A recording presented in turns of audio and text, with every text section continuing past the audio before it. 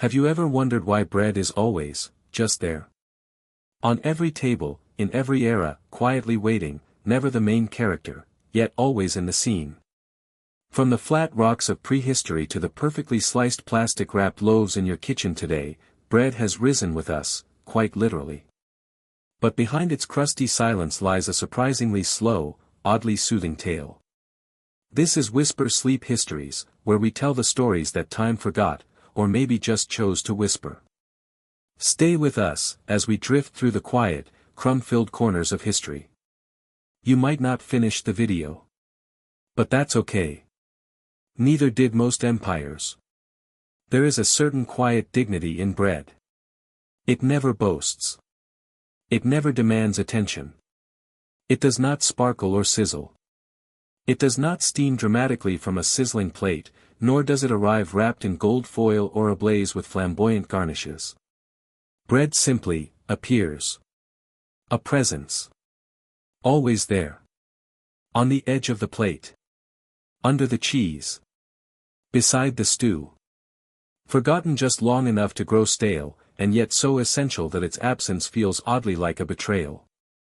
Consider for a moment the last piece of bread you ate. Perhaps you don't even remember it. A sandwich from the cafe across the street. A piece of toast that cradled your eggs this morning. A baguette torn open during dinner, more out of instinct than hunger. Bread is everywhere and nowhere. It is a constant in our lives, yet almost invisible in its constancy.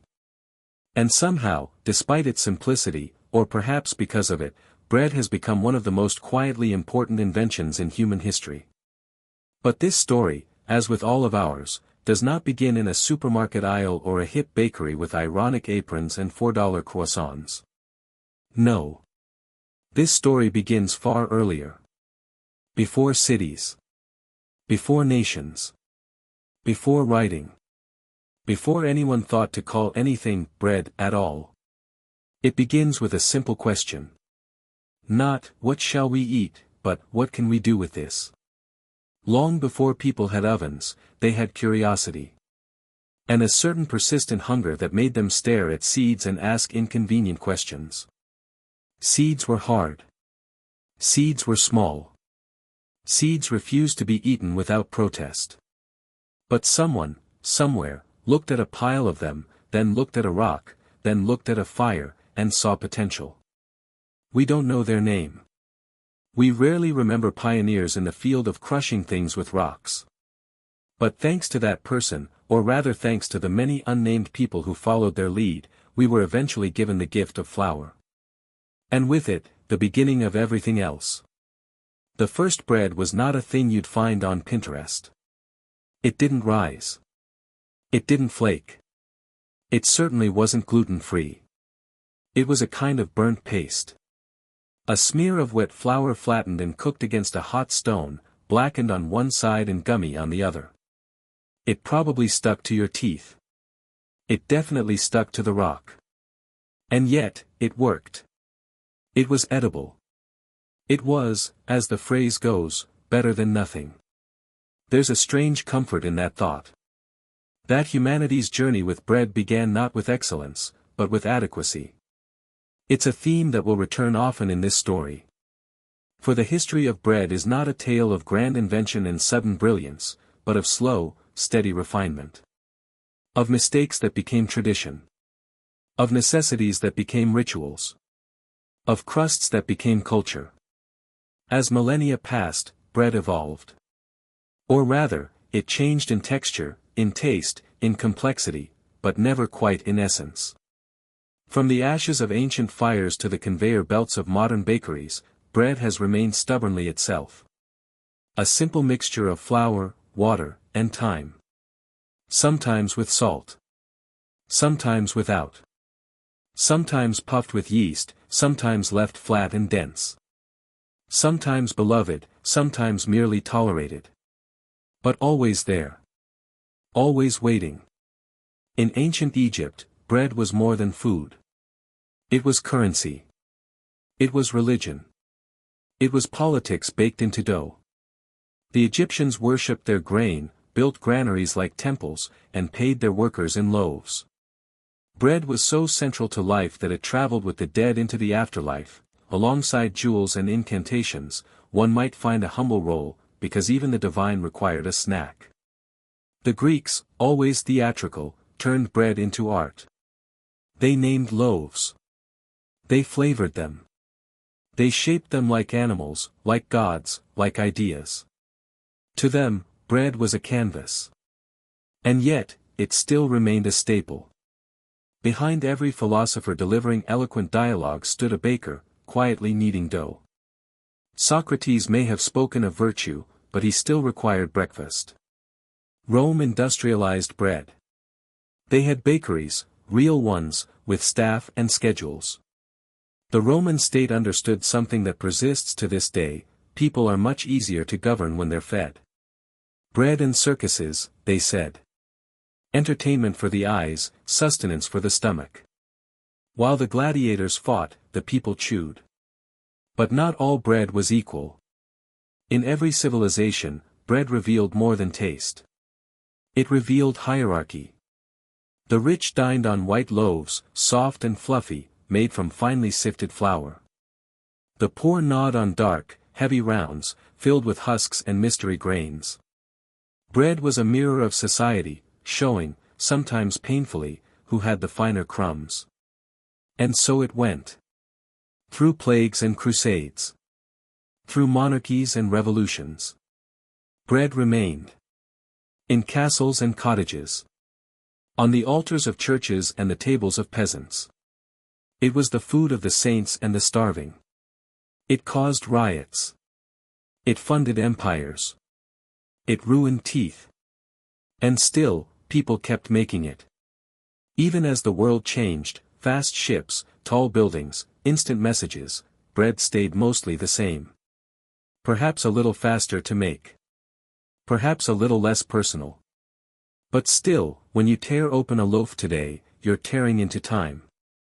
A long, slow accumulation of culture, chemistry, and quiet hunger. In the 20th century, bread was finally sliced. Not metaphorically. Literally. A machine did it. Quietly, efficiently. And people celebrated. Or at least, they nodded politely and bought the package. Sliced bread became the standard by which all other inventions were judged. The best thing since, they would say. Though they rarely said it about anything truly exciting. And now, here we are. In a world of sourdough revivals and gluten debates. A world where bread is simultaneously fetishized and feared. Some bake it with reverence. Others avoid it with guilt. But no matter where you stand on the flour spectrum, it's hard to deny, bread is part of us. It is our story, in edible form. And so, in this video, or rather, in this very slow, very sleepy journey, we invite you to wander down the soft, crumb-filled path of bread's long life. We won't rush. We won't dramatize. We will let the dough rise at its own pace. Because that is, after all, how bread is made. Welcome to Whisper Sleep Histories. Tonight, we explore the quiet life of bread. It may not keep you awake. But then again, that's the point. Long before kings and crowns, long before temples or taxes or even the faintest notion of what it meant to be a nation, there were people, chewing. Not grandly. Not ceremonially. But thoughtfully. Chewing what could best be described, in the most generous of terms, as a sort of pasty, sun-baked, barely edible thing. A thing that, under just the right conditions, could pass as food. And in that humble, scorched, oddly rubbery substance, lay the ancient ancestor of what we now call bread. This was a time when cooking wasn't a skill, it was a survival tactic. A desperate attempt to render the inedible, slightly less inedible. Back then, the world was not filled with ingredients, only with possibilities. And danger. Lots of danger. Before bread, there were seeds, seeds so small and hard they seemed to actively resist being eaten. Yet someone, somewhere, sat down beside a fire, picked up a stone, and began the long, unglamorous process of turning those stubborn seeds into something chewable. The process, in its earliest form, was wonderfully simple and utterly exhausting. Take a pile of wild grain, perhaps emmer, or einkorn, or just anything that looked vaguely food-adjacent, and crush it. Not lightly. Not gently. Smash it. Grind it. Pound it into dust. Do this on a flat rock with another rock. Let the rhythm settle into your arms, your shoulders, your entire day. Hours passed this way. Days, even. There were no podcasts to fill the time. Just the sound of stone on stone.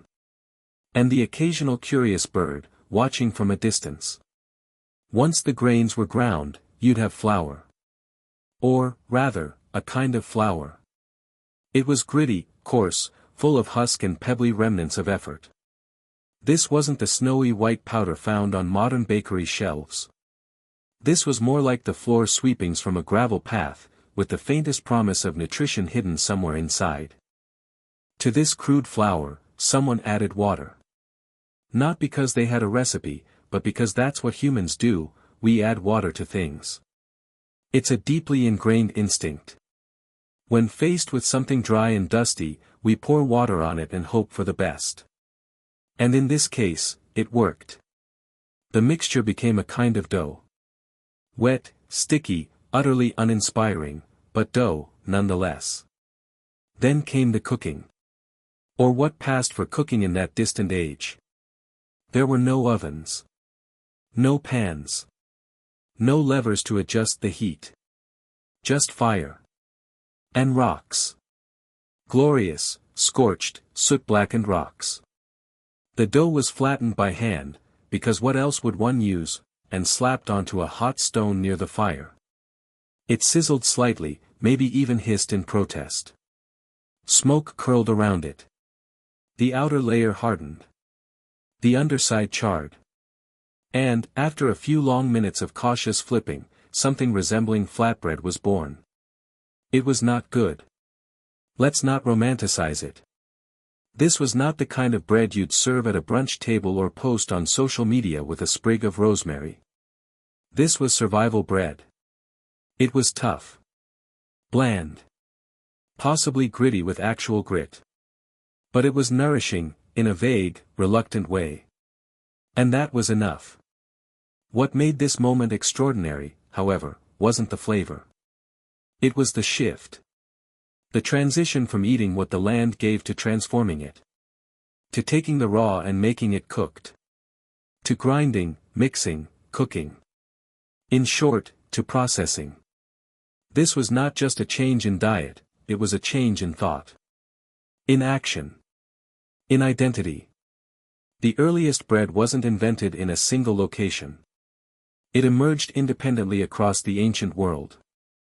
In what is now the Middle East, evidence of flatbreads has been found at archaeological sites dating back over 14,000 years. A stone fireplace in Jordan, blackened by time and ash, held traces of charred plant material, flour residue, preserved like a breadcrumb trail into history. In other regions, similar discoveries emerged. Across parts of Africa, India, and even Mesoamerica, early cultures were flattening and heating dough-like mixtures long before formal farming began. In many ways, bread came before agriculture. That's not a mistake. That's not poetic exaggeration. It's a curious fact. People were grinding wild grains into flour and making rudimentary breads thousands of years before they began systematically growing those grains. It's as if bread existed in the human imagination before it existed in the soil. As if we knew what we wanted before we knew how to make it sustainable. Of course, this also meant that bread, in its earliest form, was unreliable. The grains were seasonal. The yields were tiny. Every piece of flatbread required immense effort, from gathering and grinding to mixing and cooking. There was no such thing as mass production. Every loaf, if we can call it that, was a handmade testament to perseverance. And yet, people did it. Again and again. Across centuries. Across continents. The shape varied. The grains differed.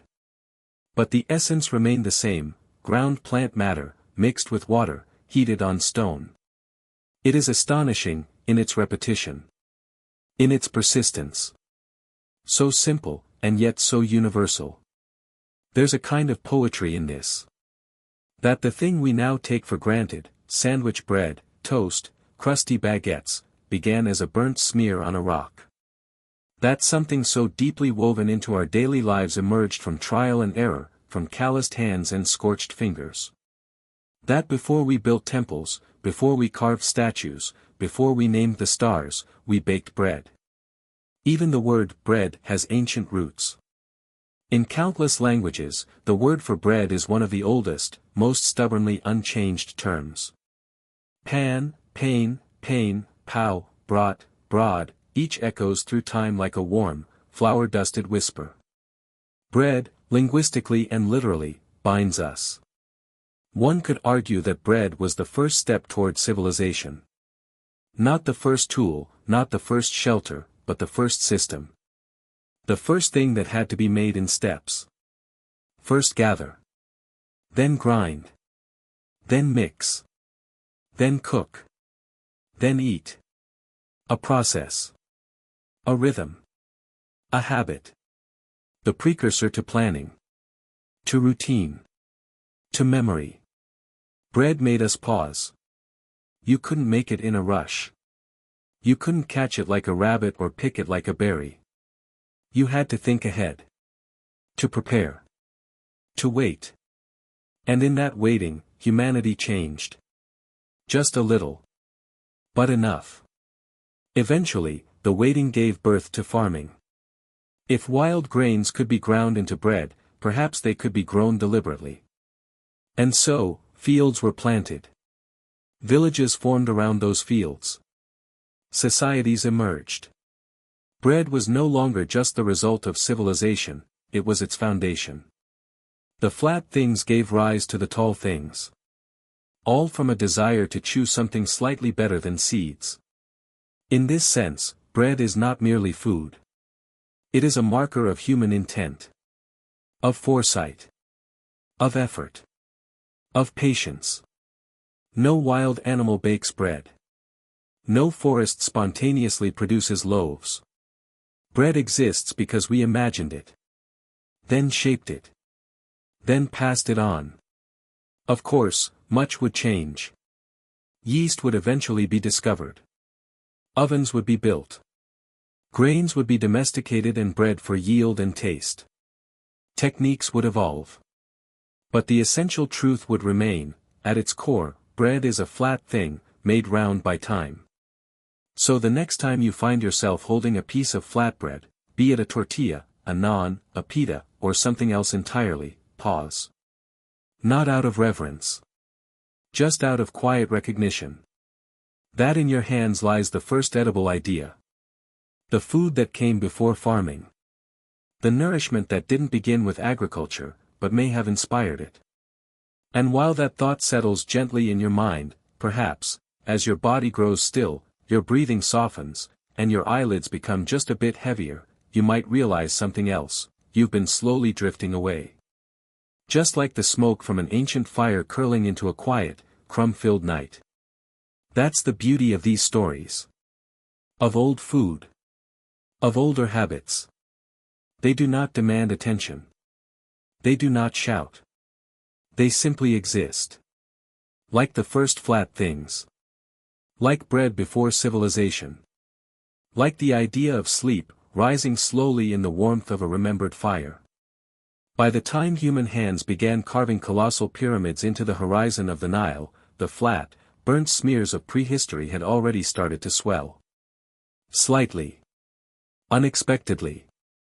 As if, in a moment of divine curiosity, the universe had nudged the dough upward. And in doing so, gave birth to one of the most quietly revolutionary events in the history of food, bread that rose. It didn't happen with fanfare. There were no trumpets, no proclamations. No one wrote it down in hieroglyphs at first. But somewhere, in the bustling, dusty air of ancient Egypt, someone left a lump of dough sitting just a bit too long. Perhaps they were called away to tend to a goat. Or to argue with a neighbor. Or maybe they simply forgot. Whatever the reason, they returned to find their dough, different. Bubbled. Breathing. Alive in a way that no dough had ever been before. And then, for reasons lost to time, they didn't throw it out. They baked it. What emerged from that early Egyptian oven, likely a clay dome heated with charcoal and lined with stones, was not the dense, flat product of their ancestors, but something new. It was soft. Puffy. Airy, if only slightly. The first accidental loaf of leavened bread. A small miracle. And, more importantly, a tastier one. We do not know their name. This proto-baker, this ancient forgetter who discovered yeast before it had a name. But we live in the wake of their mistake. Because from that moment forward, bread in Egypt changed. It stopped being a flat concession to hunger and became something more. Something rounded, intentional, satisfying. A food not just for survival, but for life. For labor. For the gods. The Egyptians did not merely embrace bread. They built their world around it. Grain, particularly emmer wheat and barley, became the foundation of their economy. Entire harvest systems revolved around the planting, growing, collecting, threshing, and milling of grain. There were jobs, important ones, devoted entirely to grinding grain by hand using large, saddle-shaped stones. It was backbreaking work. Hours upon hours of rhythmic grinding to produce enough flour for just one day's worth of loaves. The ancient world, you see, was run by muscle, both in the field and at the stone. Bakeries were everywhere. Not as stylish artisan spaces with hanging herbs and acoustic guitar music, but as hot, loud, smoky rooms filled with workers shaping dough, stoking fires, and pulling out hundreds of loaves a day. Bread was not a luxury. It was a daily necessity. It fed workers. It fed priests. It fed entire building crews, yes, even the ones assembling pyramids stone by massive stone. Contrary to the myth, the pyramids were not built by slaves but by laborers, many of them fed, quite literally, with loaves of bread and jars of beer. The bread provided the energy. The beer kept them hydrated and less aware of how repetitive pyramid building can be. Both were fermented. Both were sacred. And both were so embedded in daily life that they became offerings to the dead. Egyptian tombs were often filled with food, real and symbolic, to accompany the deceased into the afterlife. Among the most common items: bread. Tiny loaves carved from wood or clay. Actual loaves, preserved by desert air. Painted images of bread stacked high, often alongside onions, figs, and meat. The idea was simple: no one should go hungry in eternity. And what better guarantee of cosmic comfort than a familiar loaf? Hieroglyphic records, when they did turn their attention to bread, did so with startling specificity. Dozens of terms existed for different types. Loaves shaped like crescents, cones, fans, and domes. Some were sweetened with honey. Others were spiced. Some contained dates or seeds. Some were colored with ochre to mimic sun-baked earth. A few were probably decorative. Most were utilitarian. But all of them mattered. Bread in Egypt was also status. The quality of the loaf you ate said a great deal about who you were. The finest flours, sifted again and again to remove even the slightest husk, were reserved for the upper classes. The poor ate coarser bread, often full of chaff, sometimes even flecked with stray bits of stone from the grinding process. Archaeologists have found the teeth of ancient Egyptians worn down to nubs, ground away by decades of chewing gritty bread. Delicious? Not always. Essential? Absolutely. It wasn't just a food, it was a form of currency. Government workers were paid in bread and beer. So were soldiers. Temple staff. Servants. Even laborers on royal projects. A man's wage might be calculated in loaves per day. Bread was not just something to eat, it was how society measured your worth. But bread was not only economic. It was spiritual. In temple rituals, bread was offered to the gods, just as it was offered to the dead. The sun god Ra was said to rise each morning to the smell of freshly baked bread. Osiris, the god of agriculture and rebirth, was closely tied to grain, and by extension, to bread itself. The act of baking became a small echo of creation. Taking the raw gifts of the earth, mixing them with water and air, and transforming them into nourishment, it was both divine and domestic, miraculous and mundane. And then there was yeast. No one in Egypt called it that, of course.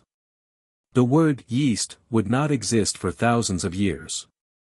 But the phenomenon was familiar. If dough was left long enough, especially in the warm, humid Egyptian air, it would bubble. Rise. Expand. The Egyptians learned this not through chemistry but through practice. Through generations of bakers noticing that older dough behaved differently. They learned, slowly, to save a bit of the previous day's dough and add it to the next batch. A kind of ancient sourdough starter. A living memory carried from loaf to loaf.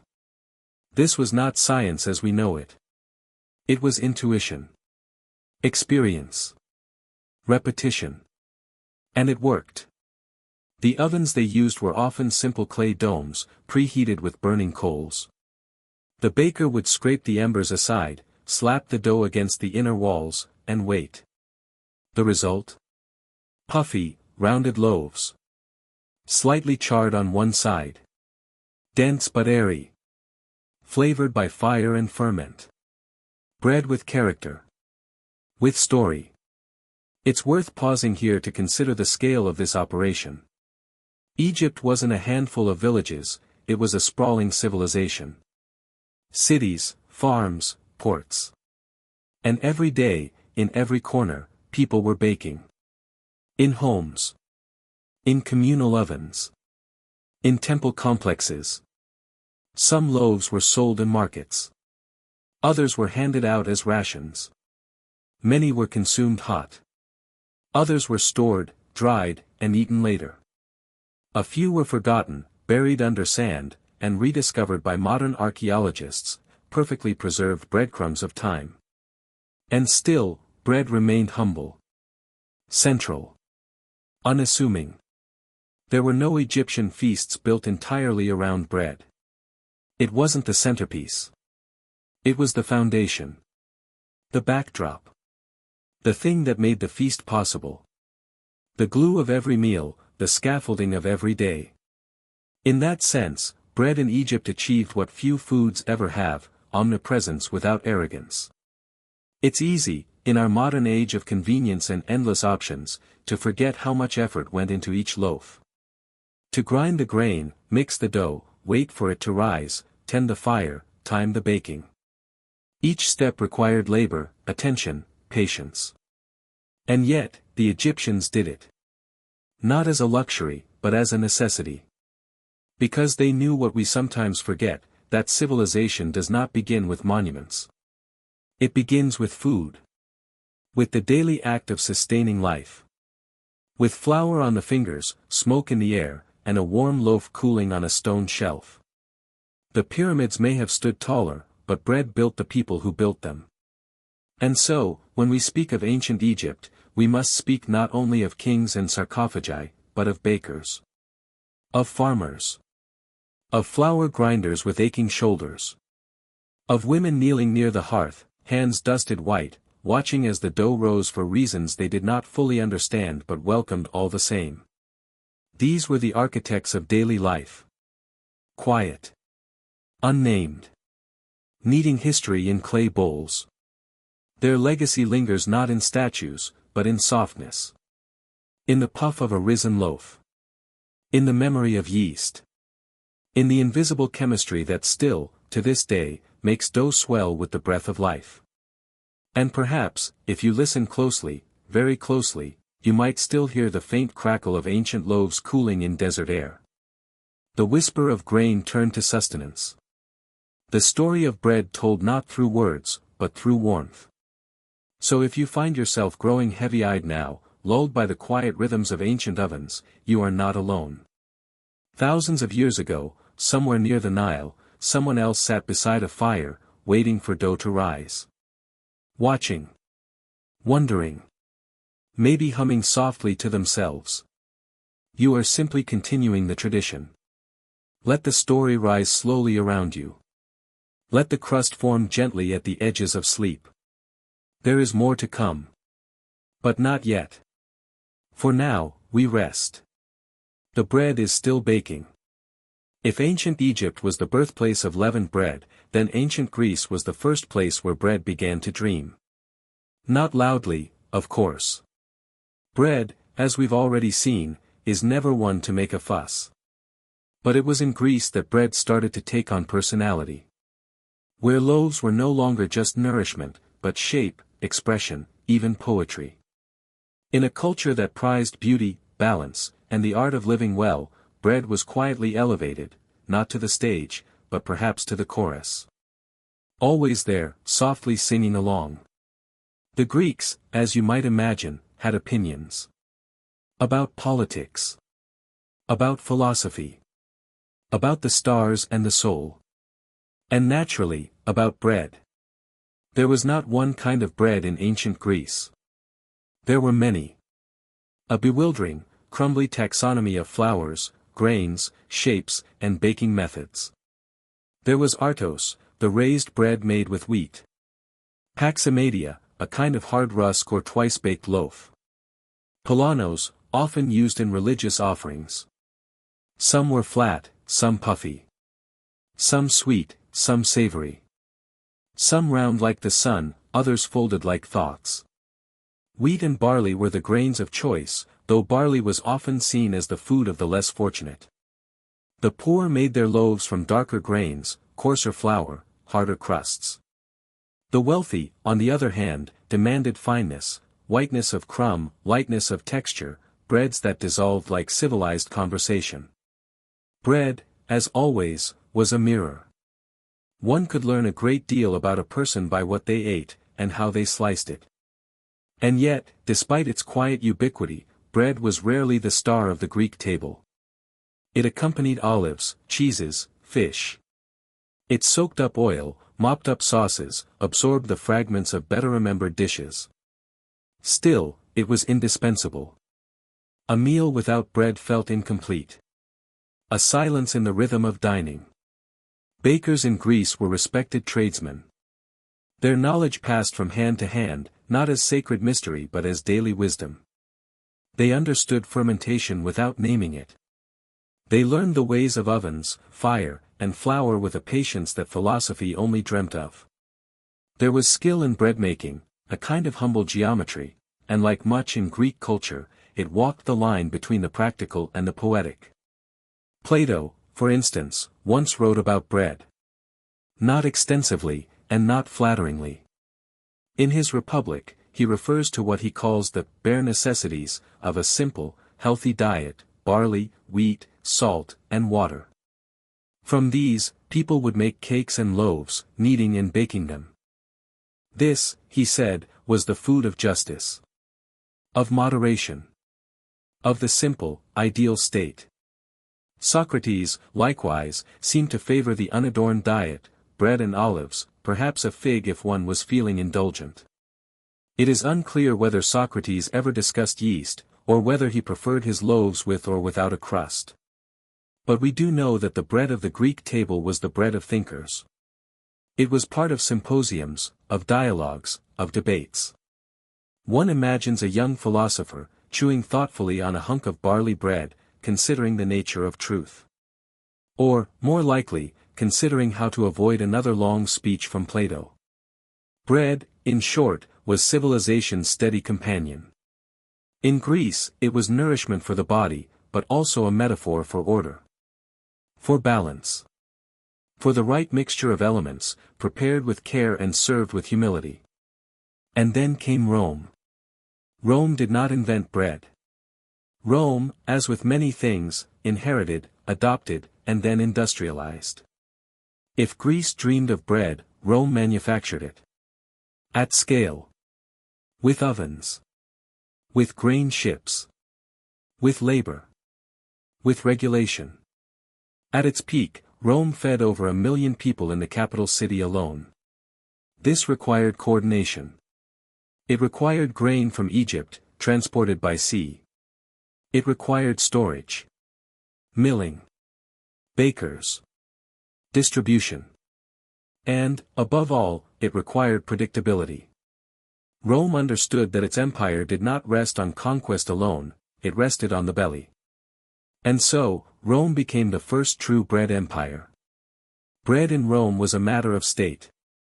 The annona system, the public grain supply, ensured that citizens of Rome received their rations of wheat, often free of charge. This wheat was taken home and either ground into flour for home baking, or traded for ready-made loaves. The famous phrase, panem et circenses, bread and circuses, described the political strategy of keeping the population content, feed them and entertain them, and they would remain loyal. Or at least, quiet. Bakeries in Rome, pastrina, they were called, were everywhere. Some were small, domestic affairs. Others, large commercial operations. Archaeological remains from Pompeii show bakeries with mills powered by donkeys, circular ovens, counters, tools. Some loaves of bread were even recovered, carbonized but intact, after the eruption of Mount Vesuvius, blackened relics of daily life, still bearing the imprint of the baker's stamp. Yes, Roman bakers stamped their bread. With initials. With symbols. With names. Bread, in a crowded market, needed branding. Each loaf was like a business card, this was made here, by this person, on this street. Reputation mattered. Taste mattered. Consistency mattered. Rome was nothing if not organized. And Rome was hungry. The types of bread consumed varied with class. The poor ate coarse black bread. The middle classes, white loaves. The elite, always more complicated, preferred breads enriched with milk, eggs, honey, spices. There were breads made in molds, shaped like flowers or coins. Breads used in religious rituals, in weddings, in funerals. Breads offered to gods, thrown into rivers, or placed gently beside the dead.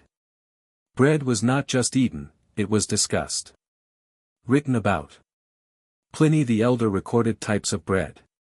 So did Cato the Elder, in his farming manuals.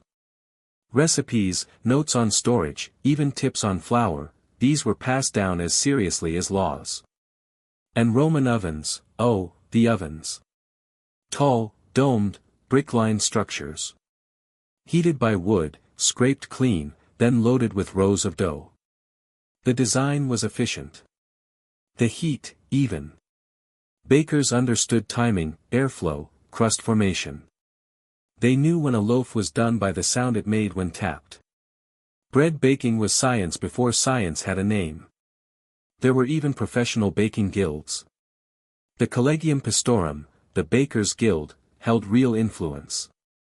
Membership was hereditary. Bakers were essential to the urban life of Rome, and the state treated them accordingly. Sometimes harshly. Bakers were bound to their work. It was not glamorous, but it was stable. The city needed them. And what of the home baker? The Roman matron, kneeling beside a clay oven. She baked too. Bread making, especially in the early empire, was often domestic. A daily ritual, passed from mother to daughter. The mixing, kneading, shaping, a rhythm woven into the fabric of family life. Even as commercial bakeries rose, the smell of warm bread remained a presence in Roman homes. And yet, for all its utility, bread remained secondary in the Roman mind. The meals of the elite centered on meats, cheeses, fruits. Bread was the base. The scoop. The thing you dipped into garum, or wrapped around a figure. It was always there. Rarely praised. But without it, nothing quite held together. There's something quietly touching about that. That in both Greece and Rome, civilizations of grandeur and ambition, bread remained humble. Essential. A thread through the noise. While empires rose, bread was being baked. While debates raged, bread was being sliced.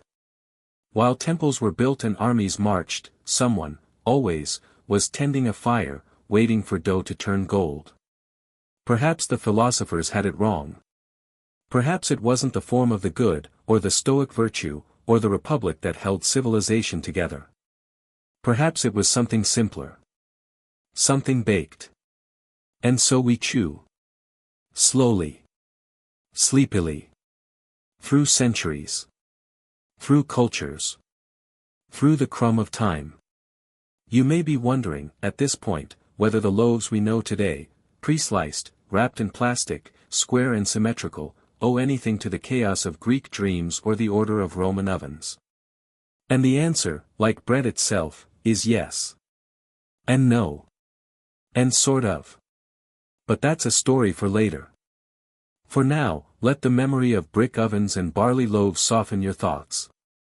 Let the gentle hum of donkeys turning grain mills lull your mind. Let Plato rest. Let Pliny pause. The fire is fading, and the bread is cooling. You've heard enough. The Romans will manage without you tonight. Sleep well, philosopher. The loaf will wait. There are times in history when bread, much like the world around it, grows a little darker. A little heavier. A little more difficult to chew. The Middle Ages were one of those times. Following the fall of Rome, the grandeur of empire gave way to something quieter, colder, and in many ways, more crumbly. Gone were the bakers' guilds of the Forum, the gleaming ovens of Pompeii, and the grain ships of the Mediterranean. What remained was a patchwork of villages, monasteries, manors, and muddy fields, each struggling to hold together a sense of order, while the world outside whispered of chaos. And yet, even then, even in the flickering candlelight of feudalism, bread endured. Not proudly. Not decadently. But stubbornly. The loaf adapted to leaner times, growing denser, darker, coarser. It lost some of its puff, its flair, its philosophical associations. But it never disappeared. For if there is one lesson bread has always taught us, it's that survival often comes in heavy, flour-dusted forms. In medieval Europe, bread was less a food group than a way of life. It was breakfast. It was dinner. It was sometimes the plate and the napkin too. A peasant's day began with bread, continued with bread, and ended, if lucky, with bread. Sometimes flavored, often not. Sometimes fresh, sometimes soaked in ale to soften the inevitable staleness. There were no supermarkets. No bakeries on every street. Just a reliance on whatever one could grow, grind, and bake before the fire went out. Wheat, though prized, was rarely affordable for the lower classes. Instead, they turned to barley, rye, oats, and even legumes to stretch the flour. These ingredients produced loaves that were hearty, yes, but also dense, sour, and occasionally suspiciously gritty. That grit wasn't always metaphorical. With stone grinding methods, bits of actual stone often found their way into the flour, and from there into the teeth of those who ate it. Medieval dentists, had they existed in meaningful numbers, would have had quite a bit to say about it. And so, across countless cottages and manorial kitchens, dark loaves baked slowly in primitive ovens, shaped more by necessity than intention. These loaves were brown not because they were whole grain, but because no one had the luxury of removing the bran, let alone polishing the flour. The crusts were tough, the crumb uneven, the flavor, earthy, if one was generous. But it filled the stomach. And that was enough. For the nobility, of course, things were different. The upper classes, who had the luxury of finer sieves and imported wheat, consumed lighter bread, white or near-white loaves that had been sifted and kneaded with care. The color of one's bread became, in a way, a social statement. To eat white bread was to eat status. To eat dark bread was to eat as those who worked the land. And while today we reach for the darkest sourdough with pride, in medieval Europe, the lighter the loaf, the higher the rank. But even for the privileged, bread remained central. Feasts might have featured meats, wines, cheeses, and fruits, but bread was always present, always absorbing sauces, framing dishes, anchoring the experience. It might be shaped into animals, twisted into decorative forms, or seasoned with herbs, but it was bread all the same. Quiet. Reliable. There to keep the fingers clean and the stomach lined. In many cases, it was more than just accompaniment. Bread often served, quite literally, as the plate. Enter the trencher, a thick, stale slice of bread used as a kind of edible dish. Food was piled onto it. Grease soaked into it. And at the end of the meal, one could either eat the trencher or donate it to the poor. In this way, bread moved through classes. From feast to famine. From noble table to pauper's mouth. Always in motion. Always absorbing. The kitchen, of course, was not the only place where bread made itself useful. In monasteries, bread took on a more sacred role. Monks, particularly those of the Benedictine order, baked daily as part of their rhythm of labor and prayer. Their loaves were often more refined than those of peasants, but still humble, still dark, still dense. Bread was part of the Eucharist. A symbol. A sacrament. A mystery wrapped in leavened form. It was in monasteries, too, that baking as a craft continued to be refined. They kept records. They experimented. They passed down techniques. The monastic oven was a quiet laboratory of flour, heat, and devotion. And in a time when knowledge was scarce and hunger was common, these quiet ovens kept not only the body fed, but the flame of culinary skill alive. Outside the cloister, in the villages and manors of the medieval countryside, bread production was largely communal. Most people didn't own ovens. Instead, they brought their dough to the Lord's oven, or the village bakehouse, where it was baked for a fee. The oven was hot. The line was long. And if your bread was burned or stolen, well, that was the risk. But even this simple system had rules. In France, the four banal was the seigneurial oven to which peasants were legally bound. They had to use it. They had to pay for it. The bread, once again, became a tool of power, not just nutrition. One could control people by controlling their loaf. Sometimes, though, bread rebelled. Bad harvests meant bad flour. Spoiled grains. Rotten dough. And when people were desperate, they ate whatever bread they could find. This led to what we might now call accidental poisoning. Rye, in particular, was susceptible to a fungus known as ergot, tiny black spores that blended into the grain unnoticed. Bread made from ergot-infected rye caused hallucinations, convulsions, and even death. Entire villages would fall sick. People would see visions. Dance uncontrollably. Blame witches. And all the while, the culprit sat innocently in the pantry, just another loaf. Despite this, bread remained non-negotiable. It was the core of every meal. Vegetables were rare. Meat was rarer. Bread was the thing people depended on. In times of peace. In times of plague. It was baked before births. Shared at weddings. Mourned at funerals. When someone died, a piece of bread might be placed on their chest or beside their body, an offering, a hope, a final crumb of continuity. The symbolism of bread deepened over time. It was a metaphor for Christ, for community, for sustenance itself. To break bread with someone was to share not just food, but trust. Hospitality. Even love. And in a world riddled with uncertainty, where death and disease shadowed every season, bread was one of the few constants. Yet it was never easy. Making bread in the medieval world required effort. Grain had to be grown, often on rocky, reluctant land. Harvested with hand tools. Threshed. Winnowed. Ground by hand or at a mill. Kneaded. Fermented, usually through natural means, without modern yeast. Shaped. Baked in an oven that might not be yours. And after all that, the loaf might still be small, sour, or spoiled. Still, they baked. They baked because they had to.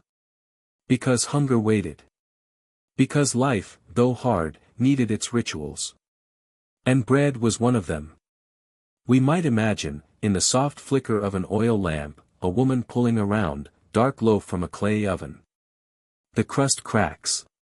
Steam rises. She sets it on the table. Children watch, wide-eyed. It is not a feast. But it is enough. Or perhaps in a drafty monastery kitchen, a monk slices yesterday's bread into even pieces. He chews slowly. Says nothing. A bell rings in the distance. He nods, swallows, and stands. Or maybe in a castle, a servant delivers a platter stacked with white rolls, their crusts brushed with milk and egg. The lord selects one, tears it absently, and returns to his wine. Each of these moments belongs to the same story. A story not of kings or crusades, but of daily bread. Of the slow, smoky, unglamorous act of feeding a world that did not always know how to thank its bakers. And perhaps now, centuries later, as you rest your head and listen to the hum of old ovens, you can feel the weight of those loaves. Not heavy, not burdensome, but grounding. Real. The kind of weight that says, I am here. I am warm. I am enough. The Middle Ages may have been dark. But the bread glowed faintly in the hearth. And that was something. Sleep well, traveler. We'll rise again soon. By the time the Renaissance gently pulled Europe out of the long shadows of the Middle Ages, bread had already been there for millennia. Watching. Absorbing sauces. Waiting patiently on the side of the plate. It had endured famine, feudalism, fire, and fungus. It had been baked by monks, taxed by lords, and stamped by Roman guilds. And now, in the era of rebirth, it was time for bread to evolve once again, not in composition, necessarily, but in meaning. Because in the world of powdered wigs and powdered flour, bread was no longer just survival. It was sophistication. It was style. It was status. The Renaissance was an age of rediscovery. A time when Europe, having stumbled through centuries of relative culinary repetition, began looking backward to Greece and Rome for inspiration, only to discover that those ancient civilizations had taken their bread quite seriously. And so, naturally, the cultured classes of Florence, Paris, and London decided they too would elevate their loaves. But not just in taste. In whiteness. Bread, once a humble staple, was now being judged not just by flavor, but by color. The whiter the bread, the higher the status. This had less to do with taste and more to do with technology, and power. White bread was the result of sifting flour through finer and finer meshes, removing the bran, the husk, the roughness. This process took time, labor, and money. Which meant only the wealthy could afford to eat bread that was almost snow-like in appearance and suspiciously soft in texture. The poor still ate their dark loaves, dense, coarse, often mixed with rye or barley, or whatever else could stretch a sack of grain. But the aristocrats? They dined on what was sometimes referred to as manchet, a refined white bread made from bolted wheat flour, often baked into neat rolls or carefully measured rounds. A good manchet loaf was so white it almost gleamed. It was, in a way, the edible equivalent of wearing lace. This obsession with refinement extended beyond the kitchen. In royal courts, bread was carefully curated. Presented as part of elaborate feasts. Sometimes baked into complex shapes, knots, braids, fans. Loaves might be perfumed with rosewater, studded with spices, or even gilded with edible gold for special occasions. But always, beneath the extravagance, there was the whiteness. The purity of flour as a symbol of social standing. And bread wasn't just on the table, it was in the law. Throughout the Renaissance and Enlightenment, various cities and kingdoms issued detailed bread regulations. These laws dictated how much a loaf should weigh, how much it should cost, what kind of flour could be used, and how much profit a baker was allowed to make. The assize of bread and ale in England, for example, was first issued in 1266 but persisted, with amendments, for centuries. It established a fixed relationship between the price of grain and the size of a loaf. If wheat prices rose, the loaves shrank. If wheat prices fell, the loaves grew. But one thing was clear, cheating the scale was not just frowned upon, it was criminal. Punishments varied. Fines were common. Public shaming was not unheard of. In some cases, dishonest bakers were forced to parade through the town with their underweight bread hung around their necks, a kind of yeast-based humiliation. To avoid such mishaps, and perhaps out of a kind of guilty generosity, many bakers adopted the practice of the baker's dozen, throwing in an extra roll just to ensure compliance. Still, bread was no longer just food. It was performance. In France, the growing opulence of the nobility was matched by increasingly delicate loaves. The French court developed a fondness for pain de miel, a fine, crustless bread that spoke not of hunger but of taste. Loaves were so soft they bent in your hand. Crumbs were discouraged. It was the golden age of controlled blandness. Bread was now something to admire, not devour. Meanwhile, in the world beyond the manor gates, things remained somewhat grittier. Peasants still baked what they could. Coarse loaves from rougher flour. Sometimes mixed with beans or acorns in years of bad harvest. Sometimes fermented naturally, sometimes not at all. The flavor was often sour, the crust hard, the crumb uneven. But it was bread. And bread was life. The Enlightenment thinkers, Voltaire, Rousseau, and others, occasionally commented on food, but rarely on bread directly. And yet, bread was everywhere in the philosophies of equality, dignity, and revolution. In France, whispers of discontent often began with empty pantries and bad bread. By the late 18th century, the price of bread had become not just an economic issue, but a political one. A loaf could cost a day's wage. Bakers were blamed. Millers accused. Women marched.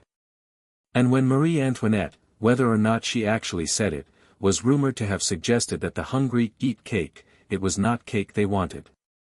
It was bread. Plain, simple, dark or light, but affordable. And not there. Bread riots were not uncommon. Neither were bread subsidies. Throughout Europe, rulers knew that to control bread was to control peace.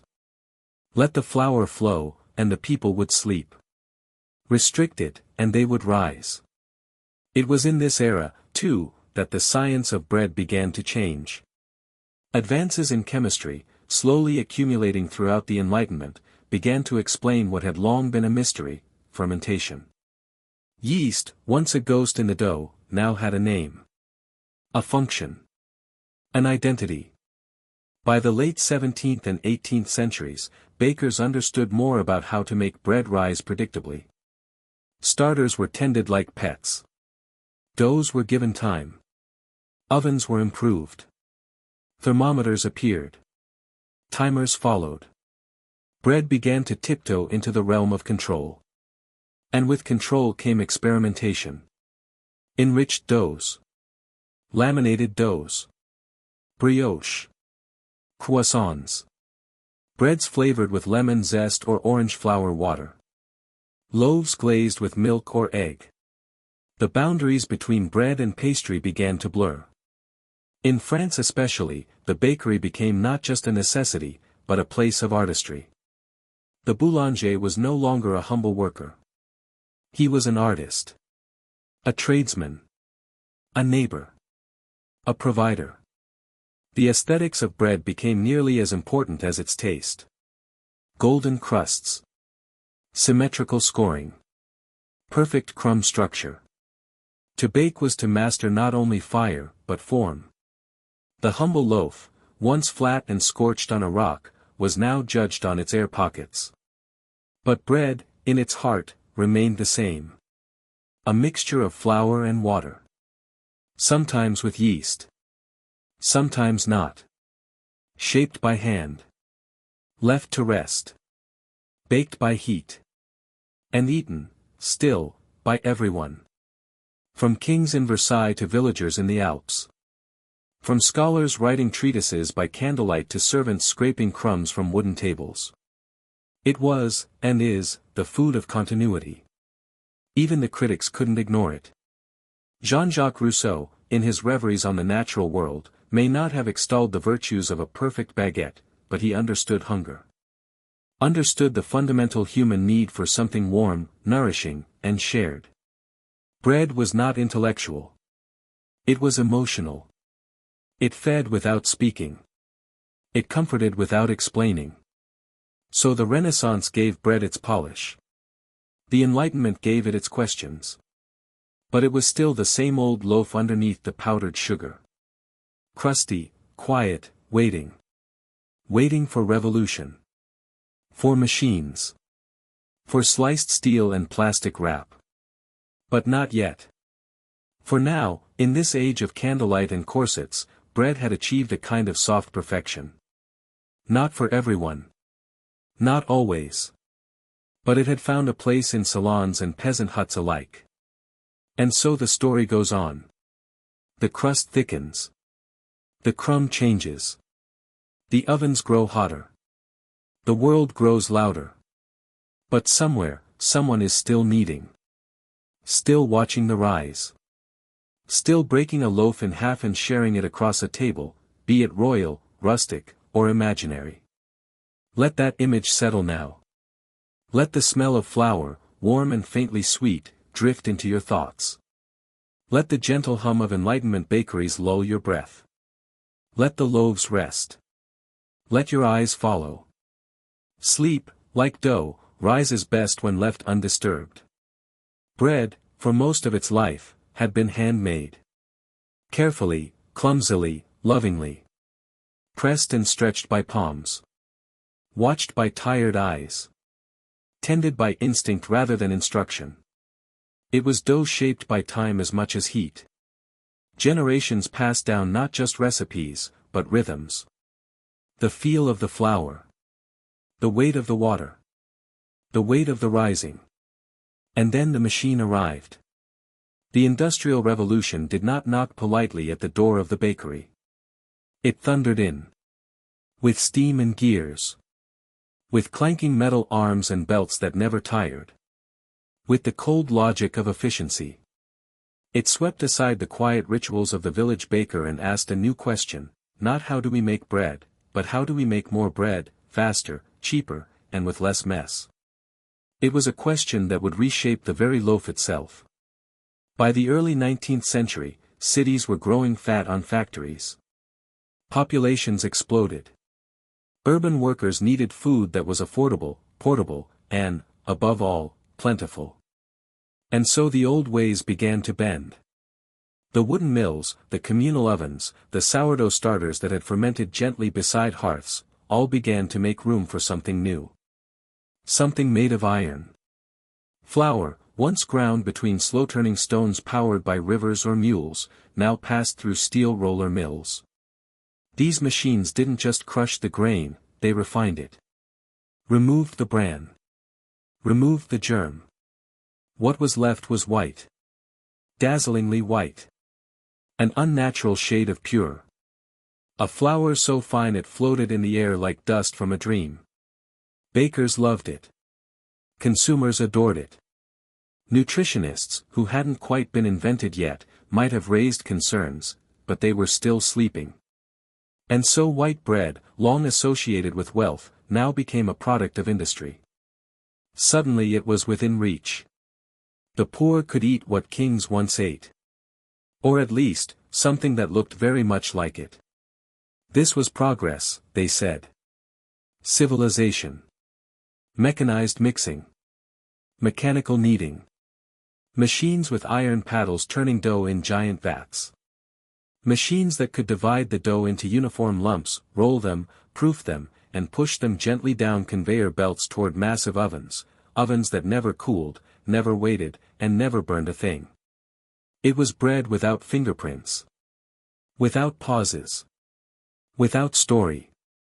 And the people ate it. They bought it from storefronts and wagons. It came in paper wrapping, printed with brand names. For the first time in history, people didn't necessarily know who baked their bread. And that was the point. Bread was no longer local, it was scalable. It had entered the era of trust in labels. In logos. In factories. But not everyone was pleased. Some nostalgic souls, often older, often with flour still under their fingernails, looked at these loaves with suspicion. They were too perfect. Too identical. They lacked soul, they said. They lacked weight. They tasted of nothing. Like warm air and mild regret. But the market didn't mind. The market wanted uniformity. Predictability. Softness. Ah yes, softness. Now that bread was mass-produced, softness became its most prized feature. Bakers, and the chemists who increasingly worked beside them, learned to manipulate flour, water, and additives to achieve maximum fluff. Enrichment became standard. Bread was puffed with milk powder, sugar, and shortening. The crust grew pale. The crumb grew tender. The loaf bent instead of cracked. It whispered instead of crunched. Some loved it. Others tolerated it. But very few questioned it. After all, the bread was cheap. It was convenient. And in an age of smokestacks and telegrams, convenience had become a virtue. Still, the industrial bread machine, like most machines, was not content to stop there. Enter the slicing machine. It arrived in 1928, in Chillicothe, Missouri, with little fanfare and a rather cumbersome name. Otto Frederick Rohwedder, a jeweler turned inventor, had spent years perfecting a device that could slice a loaf of bread evenly, cleanly, without tearing or mangling it. People had laughed. Who needed a machine to slice bread, they asked. What was wrong with knives? But when his machine launched, and was paired with a new kind of packaging that kept the slices from drying out, it caught on. Rapidly. Relentlessly. Within 5 years, most commercially sold bread was pre-sliced. And the world, though it may not have realized it, had changed. Sliced bread became a symbol. Not just of progress, but of modernity. Of ease. Of smart living. By the 1930s, advertisements touted the benefits. Thinner, uniform slices meant better toasting, better sandwiches, better lives. The best thing since sliced bread was still a few years away from becoming an idiom, but the sentiment was already baked in. Children could now make their own sandwiches. Housewives could plan meals more efficiently. Bread, once a bulky, uneven food that needed tearing, cutting, managing, was now tidy. Predictable. Domestic. It was also increasingly flavorless. In the rush toward whiteness and softness and efficiency, much had been lost. The sour tang of wild yeast. The rugged chew of stone-ground grain. The uneven blistered crust that marked a hand-shaped loaf. These things didn't fit on conveyor belts. They didn't slide easily into plastic bags. And so they were left behind. But no one was particularly worried. The 20th century had arrived. It brought with it war, industry, refrigerators, and vitamins. Bread adapted. Or rather, was adapted. Governments began to regulate it more closely, mandating enrichment with iron, thiamine, riboflavin, and other things that sound better on paper than on a picnic. People still ate it daily. Sandwiches became meals. Toast became breakfast. The loaf became a unit of measurement, a staple, a grocery list default. No one had to bake anymore. Few wanted to. The art of bread-making passed from hands to machines and then into nostalgia. In World War II, bread production was considered vital to national defense. Grain shipments were prioritized. Bakeries were mobilized. Even the shape of the loaf was regulated, to optimize storage, transport, and slicing. Bread had become a cog in a larger machine. Just like everything else. And then came plastic. In the post-war boom, bread was increasingly packaged not just in paper but in cellophane. It was clear. It was tight. It crinkled just so.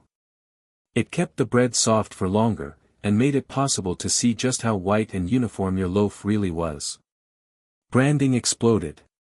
Logos danced across shelves. Bread had never looked more clean, more modern, more quiet. But in all this smoothness, something had been forgotten. No one knew their baker anymore. No one touched dough. No one waited for bread to rise. The aroma of yeast, once a household perfume, became rare. People stopped watching crusts for doneness. They watched timers. Watched price tags.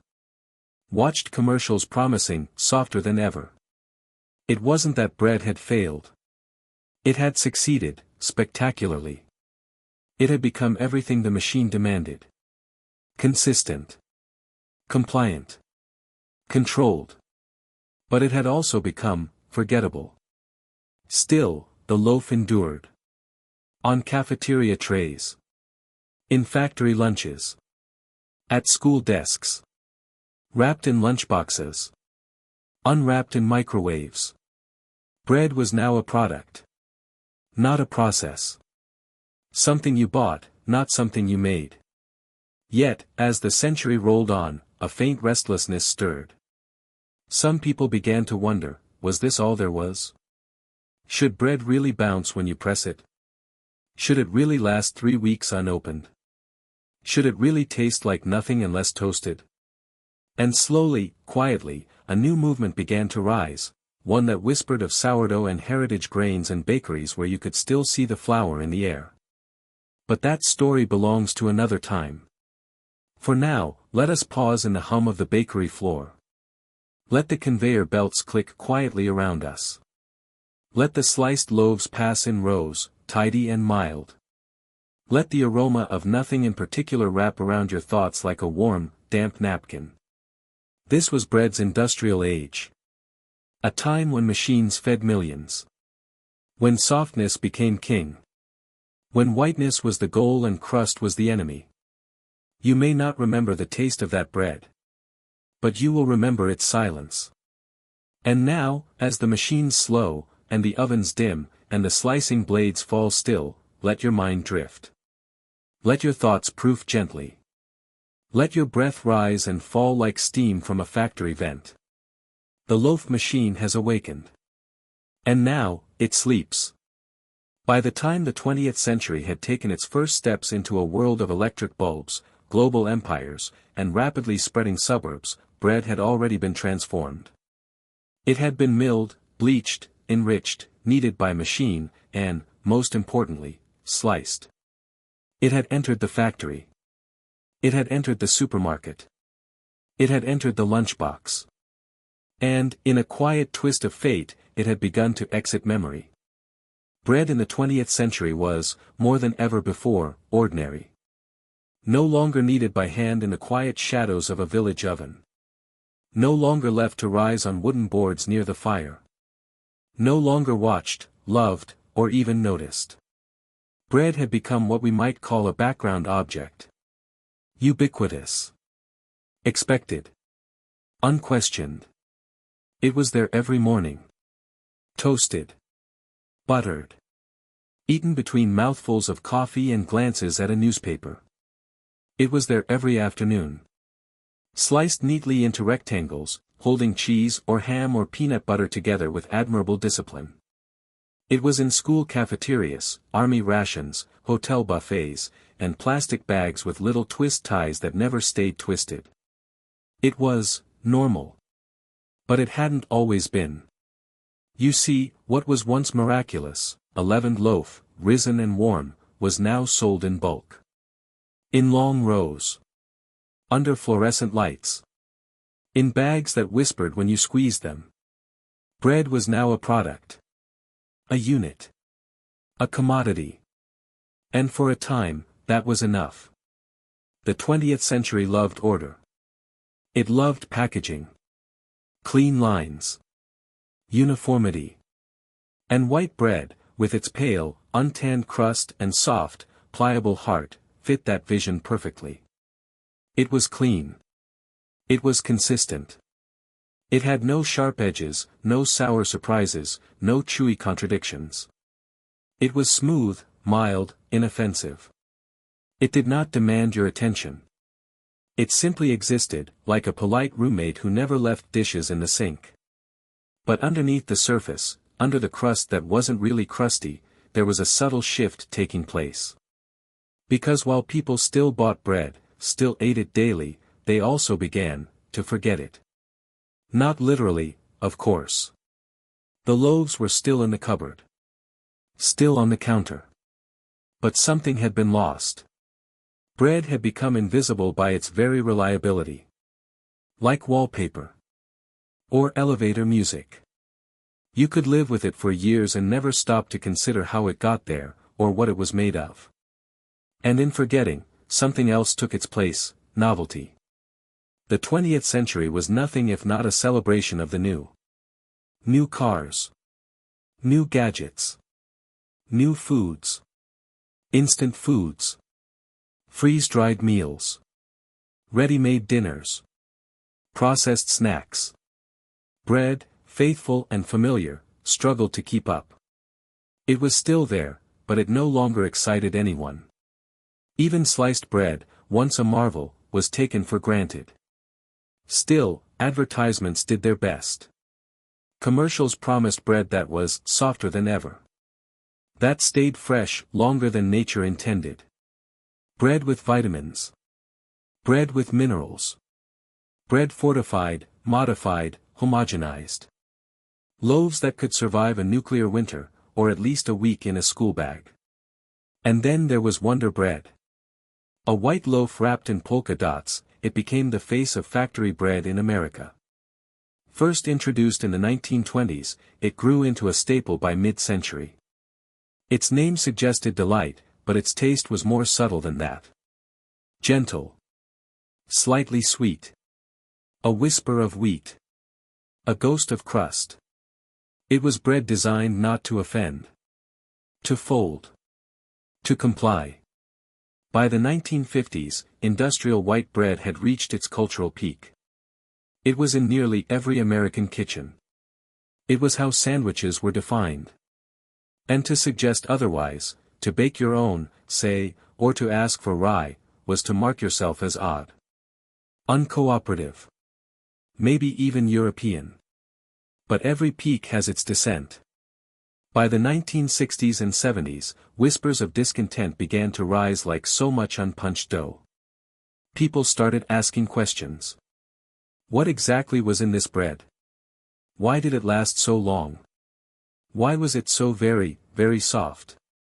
Was it still bread? Or a kind of flour-based illusion? The counterculture brought more than just long hair and music festivals. It brought wheat berries. Whole grains. A return to baking.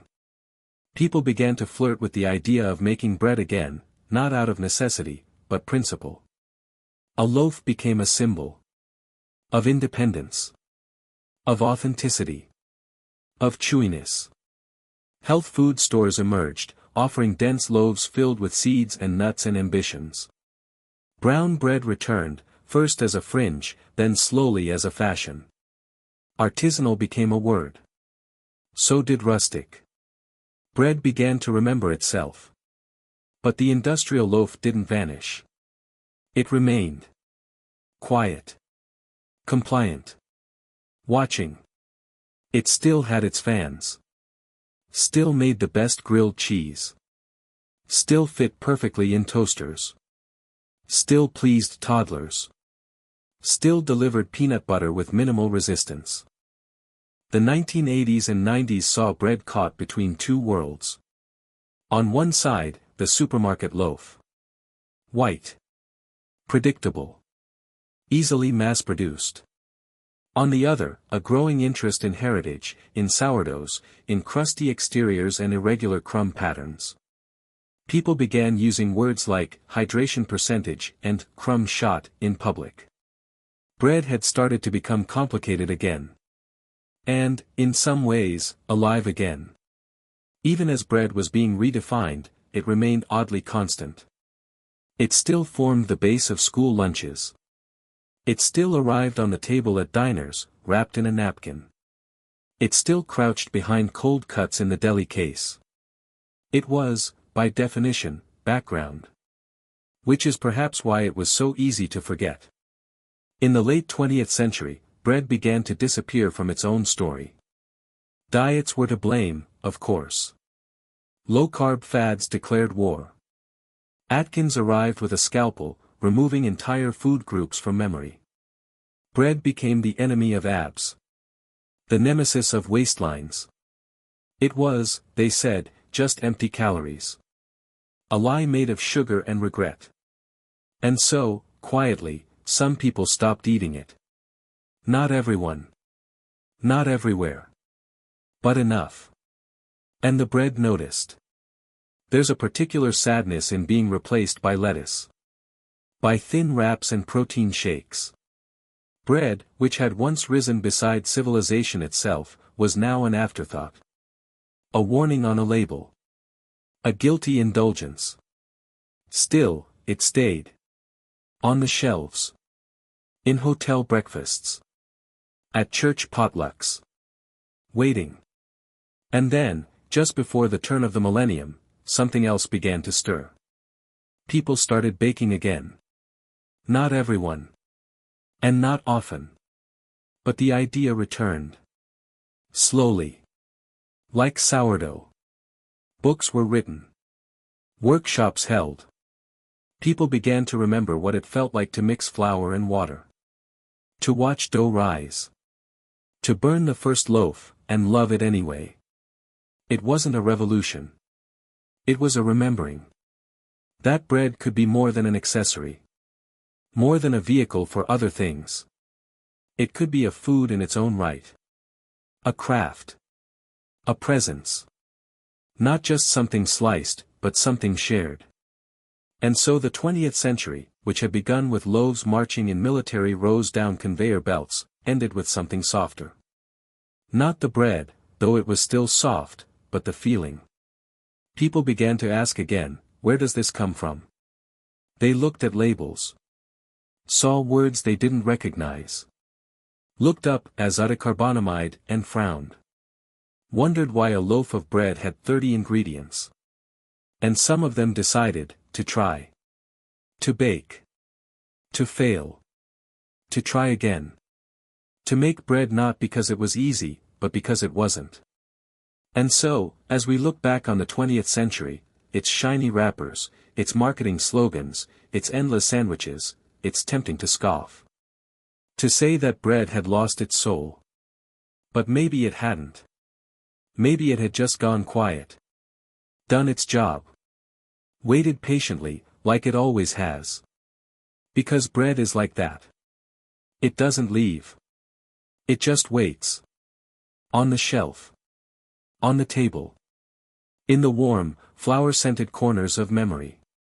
And if tonight, you find yourself thinking about a loaf you forgot to finish, a sandwich you once loved, or the smell of toast in a kitchen long gone, know that you're not alone.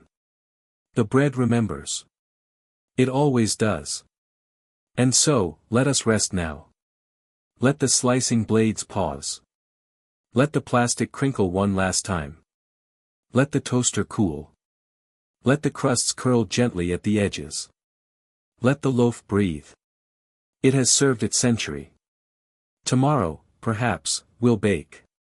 But for now, sleep. Once upon a very recent time, bread found itself confused. After millennia of quiet loyalty, of being broken, buttered, forgotten, remembered, sliced, packed, toasted, and tossed, it had arrived in the present. A modern world full of noise. And questions. And contradictions. A world that, for all its culinary sophistication, could no longer decide if bread was its friend, or its enemy. And bread, poor thing, wasn't sure either. You see, in the 21st century, bread lives many lives. It is, depending on whom you ask, a poison, a comfort, a nostalgic treat, a personal project, a political statement, a health hazard, a soul food, a sin. It has been glorified, vilified, and occasionally sourdoughified. It has been photographed more than eaten. It has been hashtagged more than needed. It has been both everything, and nothing at all. Let us begin, not with flour, but with fear. The age of gluten began not with bread itself, but with a question: is this making me bloated? The answer, of course, depends on science, on marketing, on gut microbiomes and wheat strains and childhood trauma and a vague sense that modern life is just too processed. For a small number of people, gluten, the protein found in wheat, barley, and rye, is genuinely dangerous. Celiac disease is real. It damages the intestines.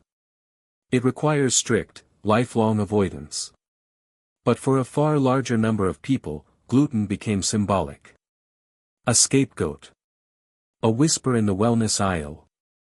Bread, once the hero of daily nourishment, was now eyed suspiciously, squinted at, reluctantly replaced with lettuce wraps. Supermarkets responded, as they always do, with enthusiasm and a labeling frenzy. Shelves filled with gluten-free everything. Bread made of rice flour, almond flour, tapioca starch, and hope. Some of it was good. Much of it was not. But it sold. Because bread, apparently, had something to prove.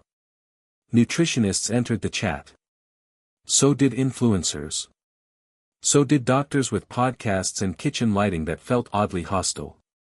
Bread was accused of spiking blood sugar, dulling mental clarity, feeding bad bacteria, causing inflammation, stealing joy. It was called empty carbs. It was blamed for everything from mood swings to midlife crises. It was cut from meal plans with surgical precision. And yet, in the very same moment, often in the very same city, something else was happening. People were baking. Not the same people who cut bread from their diets, necessarily. But people nonetheless. Thousands of them. Quietly. Joyfully. Dusting countertops with flour. Feeding starters like pets. Photographing bubbles in dough with the care of a proud parent. It began slowly, as these things always do. A few blogs. A few YouTube channels. A quiet revival of sourdough. Not the sourdough of factories, but the old kind. The wild kind. The kind that lives on your counter, that smells faintly of vinegar and patience. The kind that requires you to pay attention. To wait. To fail. And then, in 2020, the world stopped. Suddenly, people were home. Suddenly, yeast was hard to find. Suddenly, time was everywhere. And into that pause, bread rose. Literally. People who had never boiled an egg were now calculating dough hydration percentages. Instagram feeds filled with crusts. Cross-sections. Crumb shots. Scoring patterns that looked like wheat stalks or ferns or existential anxiety. Baking became therapy. Flour became gold. Everyone, it seemed, was trying to remember how to make something real. Something that couldn't be delivered by drone or streamed or substituted. And bread, ever loyal, responded. Not quickly. Not always reliably.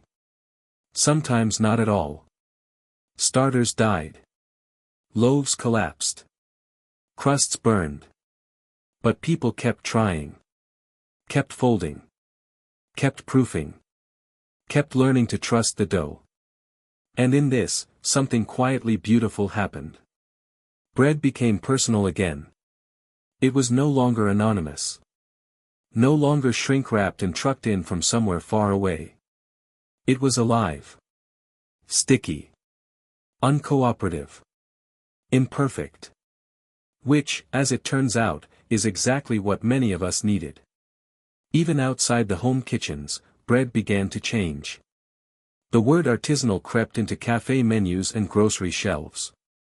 So did small batch, natural fermentation, locally milled flour, and a parade of grains once thought extinct.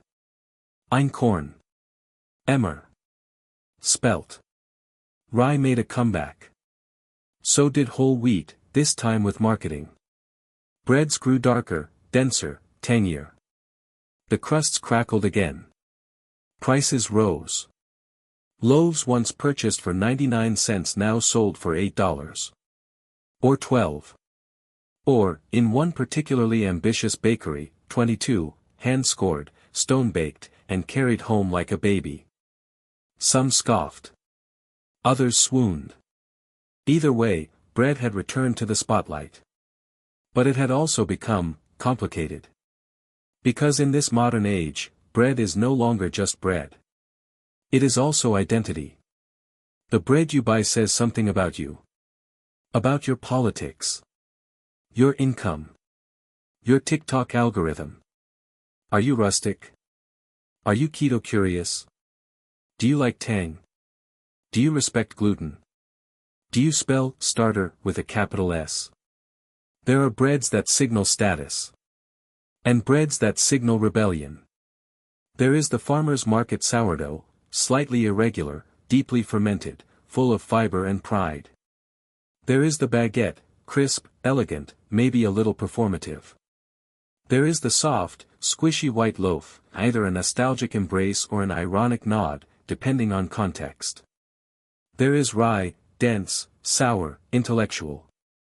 There is ciabatta, holy, chewy, beloved by sandwich artists. There is banana bread, technically not bread, but emotionally very relevant. There are breads that require days. And breads that require only shame and a microwave.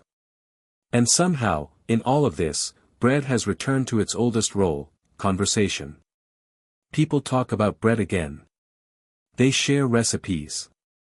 Trade tips. Argue about hydration ratios. Debate flour types. Compare crumb structures. They visit bakeries on weekends. They ask bakers about their ovens. They peek inside fermentation chambers like archaeologists of flavor. Bread has become content. And yet, it has also remained itself. Because when you set aside the branding, the hashtags, the lifestyle implications, what is bread? Still, just flour. Water. Salt. And time. And still, it matters. In a world that moves too quickly, bread demands slowness. You cannot rush fermentation. You cannot microwave depth. You must wait. You must fold. You must rest. Bread rewards attention, not ambition. It teaches humility. And imperfection. And presence. Perhaps that is why, in this age of screens and swipes, bread has returned, not as a trend, but as a ritual. There is something deeply human about baking. Not the flour. Not even the flavor. But the act. The return to something older than algorithms. A process you can feel with your hands. Watch with your eyes. Smell. Tear. Share. Of course, not everyone is baking. Not everyone wants to. And that's okay. Because the loaf is still waiting. In bakeries. In kitchens. On cafe counters beside tiny chalkboard signs. Bread, whether made at home or bought in town, has remembered itself. It is no longer invisible. It is, once again, something to notice. To talk about. To take pride in. And yet, even now, even in this era of crusty comebacks and gluten awakenings, bread still carries with it a faint trace of guilt. Some still call it a cheat. Some whisper of carbs and calories. Some replace it with clouds made of egg whites and protein powder. Some eye it with suspicion, unsure whether this loaf is an act of nourishment or betrayal. But bread, as always, is patient. It has survived darker ages. It has risen in harder times. It has fed empires and monks and machines. It will survive influencers. It will survive your New Year's resolutions. Because bread is not the problem. Bread is just bread. And whether you eat it warm with butter, or tear it in silence beside someone you love, or forget it at the back of the fridge until it goes slightly green, it is still there. Still part of the story.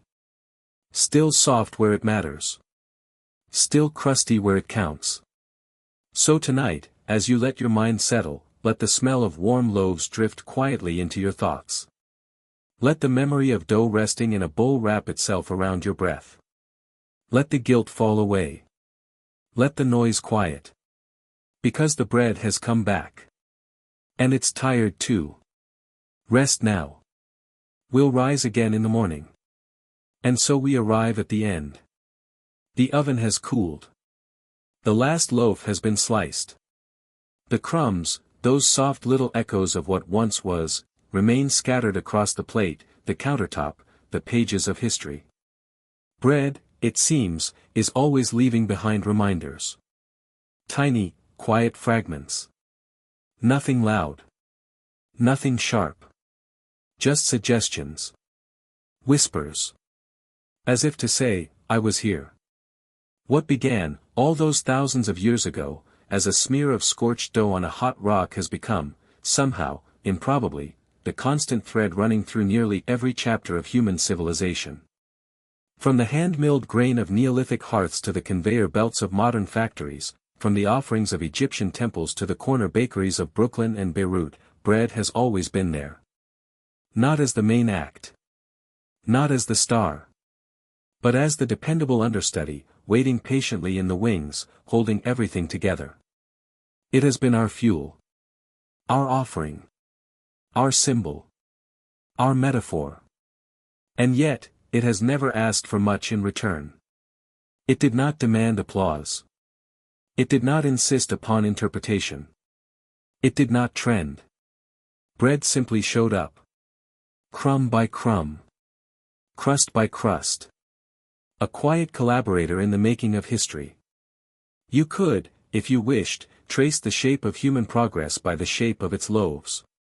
The unleavened flats of ancient fires. The rounded, risen domes of Egyptian ovens. The crescent breads of Greek tables. The branded loaves of Roman bakeries. The gritty, brown discs of medieval peasants. The white, refined manchets of the Renaissance. The uniformly sliced specimens of industrial modernity. And the wild, fermented, hand-scored artisan creations of our present moment. Each one is a time capsule. A reflection. A confession. Each one, a different answer to the same old question, how shall we eat? And behind that question, a deeper one still, what does it mean to be human? Because bread, when you look at it closely, when you follow the flour all the way back to the field, the seed, the soil, is not just food. It is an act of transformation. We take the raw and make it ready. We take the humble and make it whole. We wait. We watch. We trust in fermentation, in fire, in the magic of the in-between. We turn the unseen work of yeast into something we can hold. Slice. Tear. Share. In that sense, bread is not simply a thing we eat. It is a thing we do. It is patience, shaped. It is memory, baked. It is time, made edible. And if that sounds grand, well, perhaps it is. But bread never asked to be grand. It has always been humble. Modest. Soft-spoken. Even when it rose, it did so slowly. Quietly. It puffed not to impress, but simply because the air inside needed room. That is how bread teaches us. Not in lectures. Not in manifestos. But in texture. In touch. In the way dough resists, then yields. In the way crust forms where pressure meets heat. In the way the center stays soft even as the surface hardens. Bread teaches us that strength does not have to be loud. That consistency is a kind of love. That rising is not an act of defiance, but of becoming.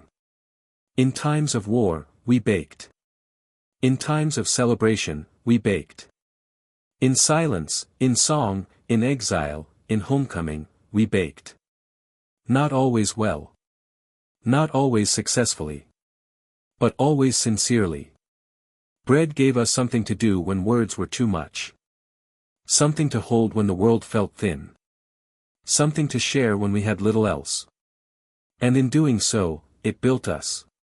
Not dramatically. But thoroughly. Think of the cities it fed. The hands it occupied.